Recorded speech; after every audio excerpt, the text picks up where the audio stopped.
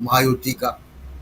और लगभग खबर आ रही है कि जो इंडिया गठबंधन है, अब इंडिया गठबंधन, और झारखंड में भी अब इंडिया गठबंधन ही है।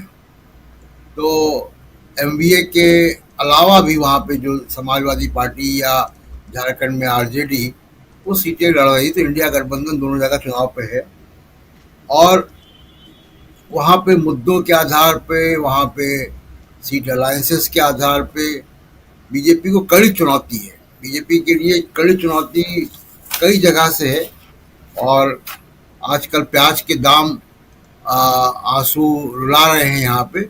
और प्याज जो है वो चुनाव में भी काफ़ी आंसू निकलवाएगा।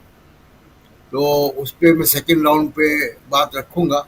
जहाँ तक वायनाड की बात है राजीव जी, वो देखिए, प्रियंका गांधी का लोकसभा में आना कल भी हम लोगों ने चर्चा की थी।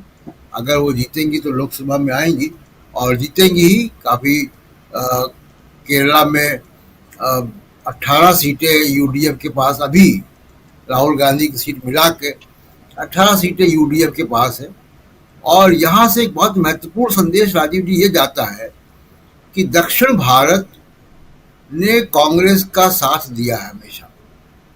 उन दिनों भी साथ दिया जब उत्तर भारत से कांग्रेस इमरजेंसी के बाद साफ हो गई थी। जी। और दक्षिण भारत से सोनिया गांधी ने भी अपनी जो राजनीतिक पारी है वो दक्षिण से शुरू की। राहुल गांधी जब अमेठी से चुनौती आई तो वो दक्षिण भारत से जीत कर आए। जी। तो दक्षिण भारत को कांग्रेस भी वापस जो है प्रोटेक्ट करना चाहती है। और बीजेपी बहुत कोशिश करती है कि दक्षिण भारत में किसी प्रकार से एंट्री हो जाए। केरला में आंशिक तौर पे इस बार हो गई, लेकिन आप देखिए कि कर्नाटका स्टेट जो असेंबली इलेक्शन हैं, तेलंगाना, बीजेपी ने पूरी ताकत लगाई, बावजूद उसके वो दक्षिण का दुर्ग जो है वो भेद नहीं पाई।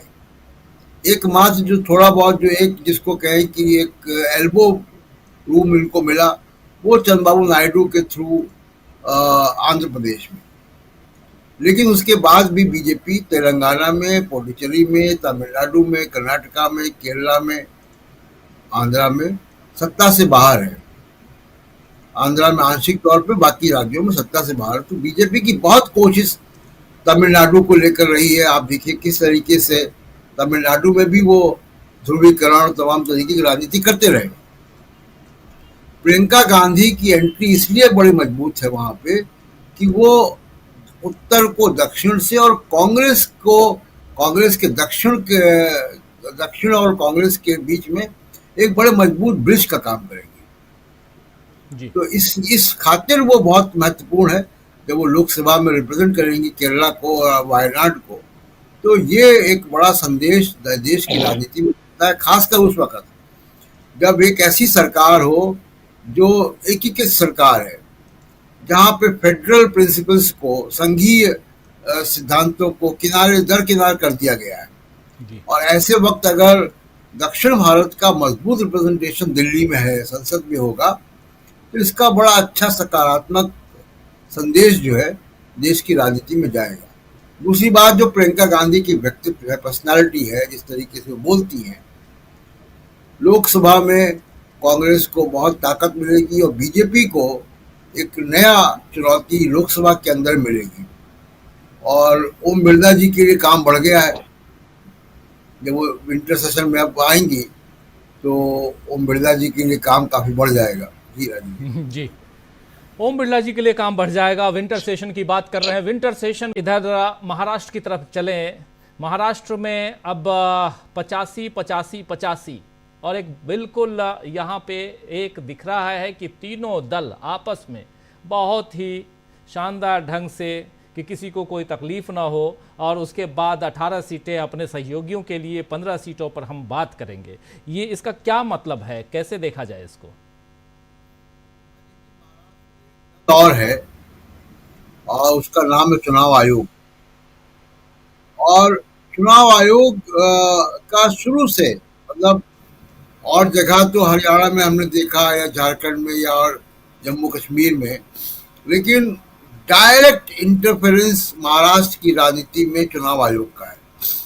आप देखिए किस तरीके से पार्टियों के सिंबल उन्होंने उन पार्टियों से जो कि फाउंडिंग पार्टीज हैं उनसे छीन कर और स्प्रिंटर ग्रुप को यानी दल बदलू लोगों को उन्होंने दे दिए।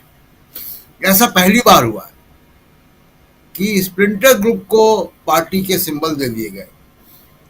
अब एक और खेल किया है।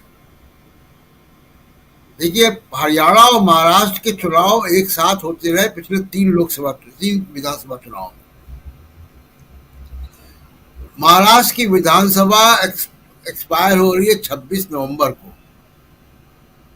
ये संजय राउत ने मामला उठाया, बहुत गंभीर मामला है। 26 नवंबर को एक्सपायर हो रही विधानसभा महाराष्ट्र की। 23 नवंबर को रिजल्ट आ रहे हैं। 23 नवंबर को रिजल्ट आते आते 24 नवंबर तक हो जाएगा बहुत सारे कैंडिडेट को सर्टिफिकेट मिलते हुए। महाराष्ट्र एक बहुत बड़ा राज्य है। बाई रोड भी आए तो 15-16 घंटे कई जगह लगते हैं। अब अगर आप देखिए कि महाराष्ट्र में सब विधायकों को 24 तारीख को मुंबई आना होगा। 25 तारीख की रात तक अगर दावा पेश नहीं हुआ तो राष्ट्रपति शासन की संभावना वहां दिखाई देती है। ये चुनाव आयोग ने इतना भी कुशल नहीं रखा है कि सरकार बनने में जो है अगर 48 घंटे या 24 घंटे की भी देर होती है तो राष्ट्रपति शासन लगेगा, और राष्ट्रपति शासन लगेगा फिर ईडी सीबीआई ये सब होगा। तो महाराष्ट्र की जनता को बहुत डिसाइसिव जो मैंडेट देना है वो चुनाव आयोग के खिलाफ देना है, चुनाव आयोग की कारगुजारी के खिलाफ देना है। दूसरी बात, हम सब यहाँ प्याज खरीद रहे हैं दिल्ली में, नॉर्थ इंडिया में कांदा रेल आ रही है प्याज नासिक से और महाराष्ट्र से लेकर, लेकिन नासिक या महाराष्ट्र का जो नॉर्थ महाराष्ट्र है, उत्तर महाराष्ट्र, वही प्याज की बेल्ट है। और वो बेल्ट जो है वो शेड्यूल ट्राइब वोटों की भी है, वो बेल्ट जो है वो मराठा वोटों की भी है।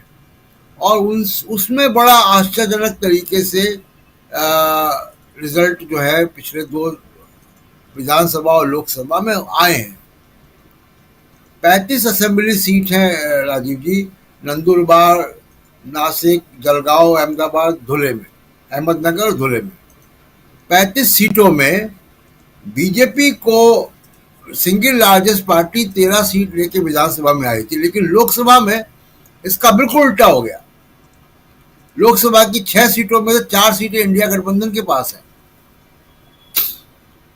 तो ये जो प्याज वाली बेल्ट है और वहां पे बीजेपी फंसी हुई है, कभी एक्सपोर्ट बैन करती है, कभी एक्सपोर्ट ड्यूटी बढ़ाती है, प्याज की फसल नष्ट हुई है, नुकसान हुआ है, प्याज की बुआई में लेट हुआ, प्याज के किसान परेशान हैं।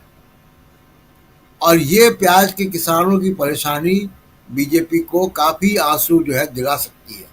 तो महाराष्ट्र की राजनीति में अभी तो प्याज की राजनीति को अगर आप देखिएगा तो उत्तर भारत के लोगों को आप खुश कर रहे हैं, ट्रेन से प्याज मंगा रहे हैं, लेकिन वहां के किसानों को कितनी राहत आपने दी है ये किसान पूछेगा चुनाव के समय। जी राज, बिल्कुल बिल्कुल